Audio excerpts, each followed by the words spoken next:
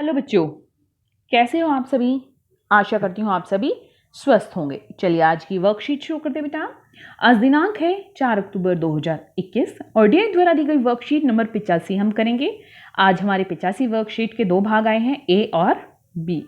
पहले हम भाग ए करेंगे जो हिंदी विषय का है और फिर हम उसके बाद करेंगे भाग बी जो हमारा ईवीएस सब्जेक्ट का यानी हमारे आसपास जो बुक है उसमें से। तो बने रहिए वीडियो के अंत तक, आपको दोनों वर्कशीट कराई जाएंगी। पहले हम कर रहे हैं 85A जो हिंदी की कार्यपत्रिका है और कक्षा 4 के लिए। यहाँ साथ में आप अपना सेक्शन लिखेंगे ए, बी या सी। आज हम हमारी पाठ्यपुस्तक रिमझिम में स्वतंत्रता की ओर जो हम पिछली कई हिंदी की वर्कशीट से करते आ रहे हैं उसी से आज की हमारी वर्कशीट है। यहाँ आपको अपना नाम, यहाँ अपने शिक्षक या शिक्षिका का नाम लिखना है। प्यारे बच्चों, आपने पाठ स्वतंत्रता की ओर को अच्छे से पढ़ा होगा। आइए पाठ में आए कुछ शब्दों पर ध्यान देते हैं, जैसे स्वतंत्रता, गांधी, बिंदा, हंसा, फूंक आदि। जिन शब्दों का उच्चारण हम नाक से करते हैं इन्हें लिखने के लिए हम बिंदु इस तरह का प्रयोग करते हैं। उन्हें अनुस्वार शब्द कहते हैं, जैसे गंगा, पतंग। अब देखिए, आप क्या करें, अपना नाक बंद करके गंगा और पतंग बोलने का प्रयास कीजिए।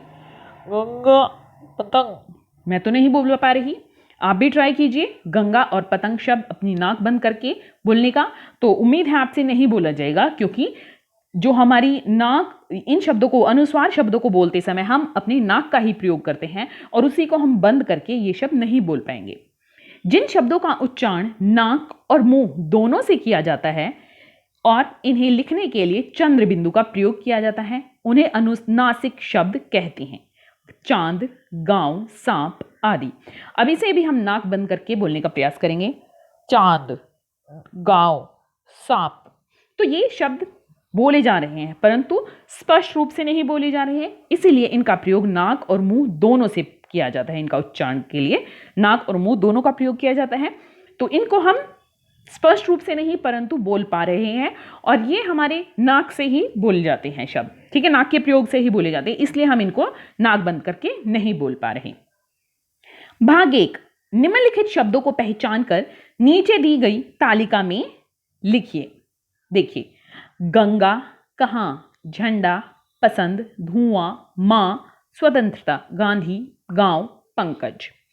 यहां पर आपको अनुस्वार शब्द लिखने हैं जिनमें ऊपर बिंदु हो और यहां पर आपको अनुनासिक शब्द लिखने हैं जिसमें ऊपर चंद्र बिंदु हो। इसको हम चंद्र बिंदु बोलते हैं, चंद्र बिंदु भी बोलते हैं बेटा, ठीक है, और इसको हम बिंदु बोलते हैं। तो जिसमें बिंदु है वो यहां लिखने हैं और जिसमें चंद्र बिंदु है वो यहां लिखने हैं।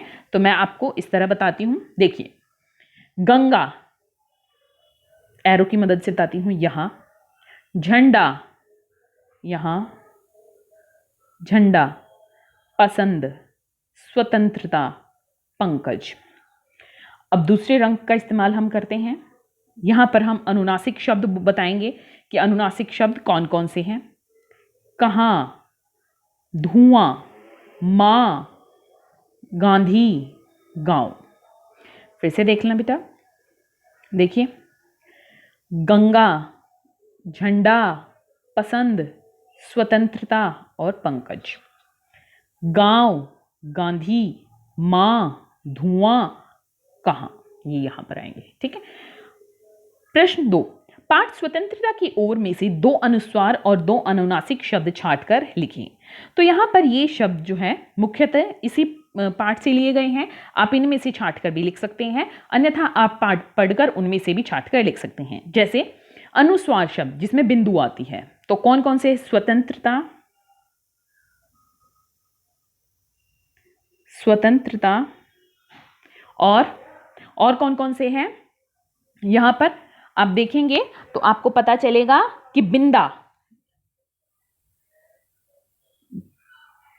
बिंदा जो उसमें लड़के का नाम है वो हमारा अनुस्वार शब्द है। अनुनासिक शब्द, अनुनासिक शब्द क्या है? गांधी, गांधी, और कहां, जब वो पूछता है कि कहां जा रहे हैं गांधी जी, है ना, तो स्वतंत्रता, बिंदा, गांधी और कहां। आप कोई और शब्द भी लिख सकते हैं अपनी पुस्तक में से देखकर बेटा। भाग 3, नीचे लिखे शब्दों में अंग के बिंदु और चंद्र बिंदु लगाइए और सही शब्द बनाकर स्थान में लिखिए। देखिए, अब हम क्या करते हैं, नाक बंद करके बोलेंगे जो जो शब्द बोले जा रहे हैं। बांध, बांध बोला जा रहा है, चंद्र बिंदु। गांव बोला जा रहा है, चंद्र बिंदु। फूक बोला जा रहा है, चंद्र बिंदु। आंख बोला जा रहा है, चंद्र बिंदु। इंतजार, देखिए यहां पर इंतजार में इंत की आवाज ठीक से नहीं आई है, तो यहां पर क्या आएगा, बिंदु। इंतजार, देखिए इंतजार नहीं बोला। फांदती, अब फांदती भी बोला जा रहा है, तो यहां पर हम चंद्र बिंदु लगाएंगे, फांदती। बांध, गांव, फूंक, आंख, फांदती में चंद्र बिंदु और इंतजार में हमारा सिर्फ बिंदु आएगा। आप इनका क्या कर सकते हैं, बोल कर भी देख सकते हैं। जो शब्द बिल्कुल स्पष्ट रूप से नहीं बोला जा रहा वहां चंद्र बिंदु आएगी, वो बिंदु आएगी सिर्फ, और जो शब्द बोला जा रहा है परंतु ज्यादा स्पष्टता नहीं है वहां आएगा चंद्र बिंदु। ठीक है, जो बिल्कुल नहीं बोला जा रहा, समझ में नहीं आ रहा, बिंदु, और जो थोड़े सा बोला जा रहा है, चंद्र बिंदु। आओ बातचीत करें। प्यारे बच्चों, साथ दिए गए चित्र को ध्यान से देखिए। आपको क्या लगता है चित्र में दिख रहे लड़की और आदमी क्या बातें कर रहे होंगे? अनुमान लगा के उनके संवाद या बातचीत को जोर जोर से बोलिए और अपनी कॉपी में लिखिए। देखिए यहां पर क्या है, आपको इस चित्र में क्या दिख रहा है कि एक व्यक्ति यहां पर लेटा हुआ है, पड़ा हुआ है इस तरह से, और मोर उसके ऊपर क्या करना है, आक्रमण कर रहा है, और लड़की यहां पर भाग जा रही है अंदर से। तो क्या हो सकता है, देखिए हो सकता है ये कोई चोर हो या कोई भूखा व्यक्ति हो, और उसको यहां पर ये क्या है, मोर का खाना दिखा हो, और वो उसको खाने के लिए उठा रहा हो, और मोर ने उस पर आक्रमण कर दिया। ठीक है, तो क्या हो सकता है, यहां पर ये कहता सकता है, बचाओ बचाओ मुझे, कोई मोर से बचाओ। और यहां पर ये लड़की भागती आ रही है। ठीक है, इसका आप कोई भी हो सकता है ये इसका पालतू पक्षी हो, पाल रखा हो इसने, यहाँ पर डेली खाना खाना आता हो इसमें अपने बर्तन में, तो ये लड़की इसका कोई भी नाम रख सकती है, जैसे मिट्ठू, और कोई भी आप इसका नाम लिखिए। अरे मिट्ठू रुको, तुम ये क्या कर रहे हो। मिट्ठू होता तो तोते का नाम है, परंतु उसमें कोई विशेष रूप से ये नहीं है कि आप सिर्फ तोते का नाम ही रखोगे। ठीक है, इसमें आप इसका कोई और नाम भी रख सकते हो। तो ये व्यक्ति कह सकता है, बचाओ बचाओ मुझे, कोई मोर से बचाओ, और यहाँ पर कह सकती है ये, मिट्ठू रुको तुम क्या कर रहे हो। ठीक है, आप कोई और वार्तालाप भी इनकी बना सकते हैं बेटा, कि और या क्या बातचीत कर रहे होंगे आपस में।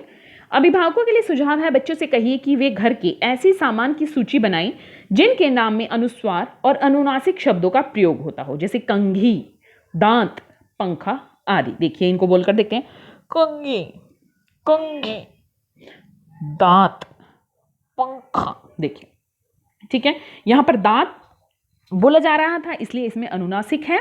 ठीक है, और कंघी और पंखा नहीं ठीक रूप से बोले जाते तो इसमें क्या है, अनुनासिक नहीं, अनुस्वार है, बिंदु है। तो बच्चों आपको कार्यपत्रिका मजेदार लगी ना? बताइए आज आपने क्या नया सीखा। तो हमने सीखा अनुस्वार और अनुनासिक का प्रयोग किस तरह होता है और इनको कहाँ कहाँ से बोला जाता है। जैसे अनुस्वार को हम नाक से बोलते हैं, और अनुस्वार शब्दों को और अनुनासिक शब्दों का हम कहाँ से उच्चारण करते हैं, नाक और मुंह दोनों से। आज का कोविड का मैसेज है, अपने हाथों को साबुन और पानी से नियमित रूप से धोएं, तभी हम कोरोना से बच सकते हैं। बेटा हिंदी की वर्कशीट यहीं पर खत्म होती है। अब देखते हैं ईवीएस की वर्कशीट। देखिए ये है हमारी ईवीएस की worksheet. EVS worksheet 85B class 4 के लिए। यहाँ आपको अपना नेम और यहाँ अपनी टीचर का नेम फिल करना है। प्यारे बच्चों, आपके घर के पास आगे व पीछे कुछ ऐसे घर होते होंगे जिन्हें आप पड़ोसी घर कहते हैं। ठीक वैसे ही हमारे देश, भारत के आसपास के देश जो भारत के साथ भूमि या जल सीमा यानी बॉर्डर साझा करते हैं, भारत के पड़ोसी देश यानी नेबरिंग कंट्रीज ऑफ इंडिया कहलाते हैं। ठीक है, तो ऐसे देशों को हम क्या कहते हैं, भारत के पड़ोसी देश कहते हैं, या इंग्लिश में कहते हैं नेबरिंग कंट्रीज ऑफ इंडिया। इनमें से कुछ पड़ोसी देशों के नाम आप जानते भी होंगे, तो चलिए आज हम भारत के 8 पड़ोसी देशों के बारे में जानेंगे। देखिए कौन कौन से हैं हमारे पड़ोसी देश। प्रश्न 1, नीचे दिए गए मानचित्र को ध्यान से देखिए और भारत के 8 पड़ोसी देशों यानी नेबरिंग कंट्रीज के नाम संकेत बॉक्स की सहायता से लिखिए। देखिए यहां संकेत बॉक्स में क्या क्या है, चीन, पाकिस्तान, अफगानिस्तान, भूटान, श्रीलंका, म्यांमार, नेपाल, बांग्लादेश। और यहां पर आपको क्या किया गया है, देखिए इसमें यहां हमें क्या दिया गया है, मानचित्र पर ये नंबर दिए गए हैं 1 2 3 4 5 6 7 8 तक। तो हमें क्या बताना है कि ये जो पहला नंबर है, पहला नंबर जिस देश पर लगाया है वो कौन सा देश है। तो पहला नंबर हमारा किसका है, यहाँ पाकिस्तान का। तो आपको पहले नंबर पर यहाँ एक मैं लिख के दिखाती हूँ बेटा, पाकिस्तान। ठीक है, तो इस तरह से आपको लिखना है। दूसरा है यहां पर अफगानिस्तान, तो यहां पर आपको लिखना है अफगानिस्तान दूसरे नंबर पर।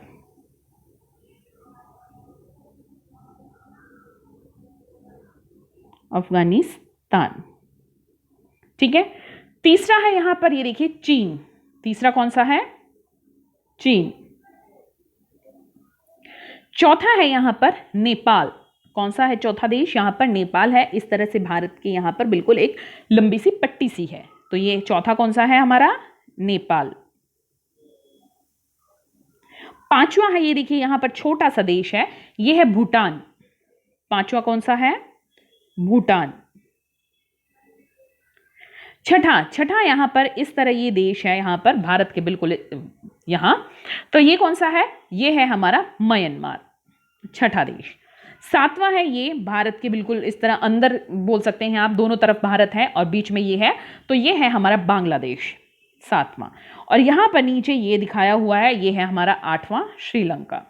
फिर से बता देती हूं बेटा आपको मैं एक बार।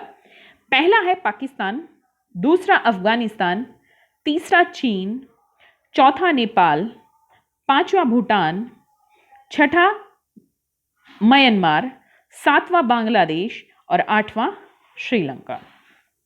ठीक है, चलिए आगे देखते हैं। भाग 2, भारत के पड़ोसी देशों को उनकी राजधानी से मिलाइए। जैसे भारत की राजधानी है दिल्ली, ठीक है, तो इसी तरह जैसे भारत की राजधानी क्या है? नई दिल्ली, तो उसी तरह से हमें अपने पड़ोसी देशों की राजधानी को उनके देशों के नाम से मिलाना है। देखिए, सबसे पहला हम यहां पर देशों के नाम देखते हैं, नेपाल, पाकिस्तान, बांग्लादेश, भूटान, श्रीलंका, अफगानिस्तान, म्यांमार, चीन। और यहां पर कॉलम बी में हमें दे रखे हैं नाम राजधानियों के, काबुल, नायप्यूडो यांगून, बीजिंग, काठमांडू, इस्लामाबाद, थिम्पू, ढाका, कोलंबो, श्री जयवर्धनपुरा, कोट्टे। तो अब इनको हम इनकी राजधानियों से मिलाते हैं। देखिए, सबसे पहले है नेपाल। नेपाल की क्या है? काठमांडू। नेपाल की क्या है? काठमांडू। देखिए, ये इसको अच्छे से मिला देते हैं ताकि आप कंफ्यूज ना हो बेटा। नेपाल, काठमांडू। पाकिस्तान की है इस्लामाबाद। दूसरा है बांग्लादेश की है ढाका। तीसरा है भूटान, तीसरा बांग्लादेश हो गया। चौथा है भूटान की है थिम्पू। पांचवा है श्रीलंका की है कोलंबो। छठा है अफगानिस्तान की है काबुल। सातवां है म्यांमार की कौन सी है बेटा? ये है नायप्यूडो यांगून, तो म्यांमार की है ये। और सातवां है चीन यानी चाइना, इसकी है बीजिंग। तो इसको मैं एक बार बिना एरो के आपको करके दिखाती हूं। नेपाल की काठमांडू, पाकिस्तान इस्लामाबाद, बांग्लादेश ढाका, भूटान थिम्पू, श्रीलंका कोलंबो, अफगानिस्तान की क्या है? काबुल, म्यांमार नायप्यूडो यांगून, ठीक है। और चीन की क्या है? चीन की है बीजिंग। एक्टिविटी है भारत व उसके पड़ोसी देशों का एक मानचित्र भरकर अपनी कॉपी में चिपकाएं। यहां पर जो ऊपर ये मानचित्र दिया गया है, देखिए ये वाला, ये भर के इसके नाम लिख के आपको अपनी कॉपी में चिपकाना है। आगे देखते हैं बेटा। आगे है अभिभावकों के लिए सुझाव है, भारत की राजधानी नई दिल्ली के बारे में बच्चों से चर्चा कीजिए कि नई दिल्ली में क्या क्या कौन कौन से स्मारक हैं, आप ये भी बता सकते हैं, ठीक है। और बताइए कि भारत की राजधानी नई दिल्ली में क्या खास है। आज का कोविड का मैसेज है कि जब भी हम घर से बाहर जाएं हमें सोशल डिस्टेंस मेंटेन रखना चाहिए, तभी हम कोरोना को हरा सकते हैं। आज की वर्कशीट यहीं पर खत्म होती है बेटा, फिर मिलते हैं एक नई वर्कशीट के साथ। तब तक के लिए अपना ध्यान रखना। धन्यवाद।